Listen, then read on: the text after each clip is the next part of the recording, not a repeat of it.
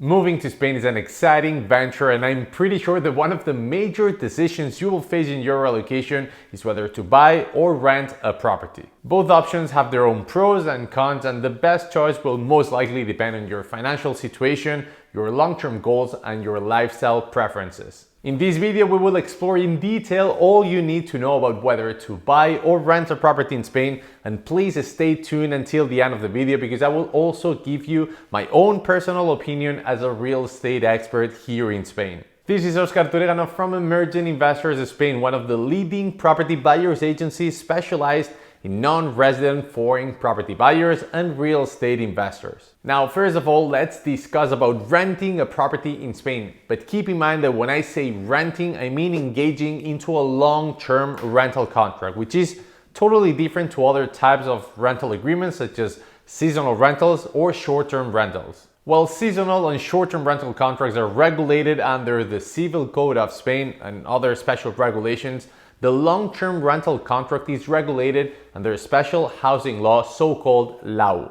This long-term rental contract is not very flexible, and both tenants and landlords have a series of conditions that they must follow in terms of the duration of the contract, deposit payments, and so forth. However, generally speaking, we could argue that a long-term rental contract is much more favorable to tenants than to owners, but that's for another video. Obviously, a long-term rental property is significantly cheaper than an Airbnb or a seasonal rental property in which you pay for monthly stays. But keep in mind as well that the minimum duration of a long-term contract in Spain is 1 year, and you will have to pay some extra fees and an upfront deposit payment as well. Moreover, since long-term rental contracts protect the tenants, most landlords carry out a very strict due diligence on their tenants, and this is very detrimental to foreigners, since insurance companies do not usually accept foreign tenants because they don't have much financial information about them or any collateral assets in Spain. So if you're struggling finding a long-term rental property in Spain, don't feel discriminated. It's simply that insurance companies don't have enough information about you, and they will always prefer a Spanish resident as a tenant. And that said, the biggest advantage of renting a property is obviously the flexibility. Renting offers you the freedom to move easily, which makes it ideal for those of you who are completely new to Spain or unsure about your long-term plans. You might want to live in Madrid for a year and then explore Valencia or Malaga, and renting allows you to test different locations without being tied down. However, I tend to believe that most people, including myself, we feel more comfortable when we settle down in one place. Living every year or every 2 years in a different city and all this digital nomad lifestyle is something that we tend to idealize a lot, but when it comes down to it, it ends up being very chaotic and very impractical. Now, I personally feel like having my home base and traveling from there is how I feel more comfortable, but I also understand that many people, especially young digital nomads and entrepreneurs, enjoy more their life living in many different places. Another important advantage of renting is the lower upfront cost. Buying involves a significant down payment, while renting does not. As a foreigner, for renting a property in Spain, you will need to pay 1 or 2 months of deposit, plus 1 month worth of realtor fees and the first month of rent. Now, as a tenant, another great thing is that you don't have any maintenance responsibility. You don't have to pay property taxes, home insurances, building administration fees, or major repairs, as this is all the landlord's responsibility. But renting has also many disadvantages as well. The most important disadvantage is that in places like Madrid, Barcelona, Valencia, or Malaga, there is a huge lack of rental supply. This low supply and high demand have led obviously to a significant increase in rental costs. In addition, all these high rental payments do not build any equity at all. You're basically paying off the landlord's mortgage on the property, and at the end of your lease, you'll have no assets. So all the money spent in rents will be gone.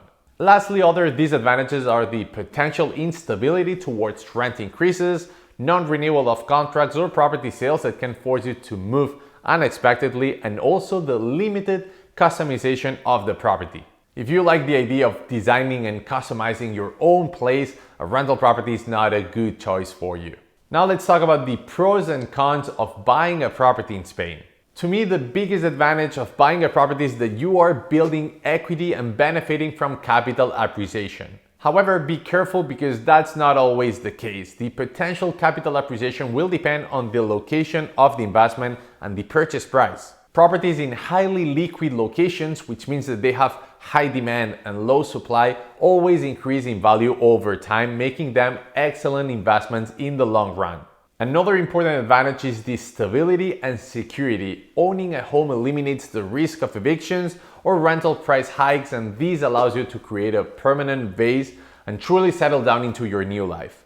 Based on the experience with my own clients, the older they are, the more safety they are looking for, and the peace of mind is a crucial factor for most of them. Also, as it is your home, you have full control over renovations and customizations, allowing you to make your house feel like home. Any capital investment that you make into improving the property will result in a higher market valuation as well. And lastly, we have to consider as well the potential rental income of your property, especially if location is good. As I mentioned before, the rental supply in Spain is very low while demand is very high, thus making it a very attractive place for property investors. You have many potential rental strategies such as Airbnb short-term rental, monthly stays, student rental, long-term rental. In short, the property market in Spain is full of opportunities. However, buying a property also has some drawbacks, being the high upfront financial requirement the most crucial one. Even if you get a mortgage as a non-resident foreigner, you will need to have at least 40% of the purchase price. In addition, buying a property involves a lot of bureaucracy as well. The buying process can be very complex and time-consuming, especially if you're a non-resident foreigner and you struggle with Spanish. You'll have to obtain the NIE certificate, set up a bank account, hire a lawyer or a buyer's agent, and navigate language barriers and local regulations. Now, if you're looking to relocate or purchase real estate in Spain, here at Emergent Investors, we provide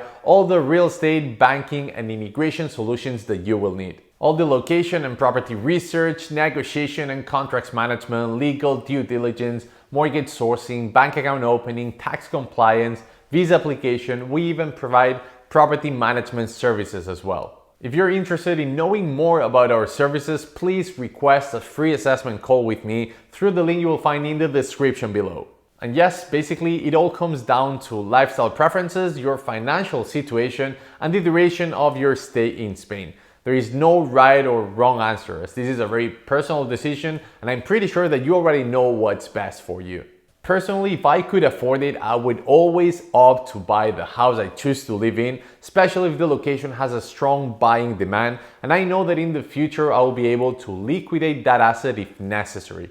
The only case in which I would decide to rent is if I'm not sure that I want to live in this particular location and I want to rent first for a while before buying. However, I totally understand that not everyone can afford to buy a property in Spain, so it is not only a decision of wanting to, but also of being able to afford it.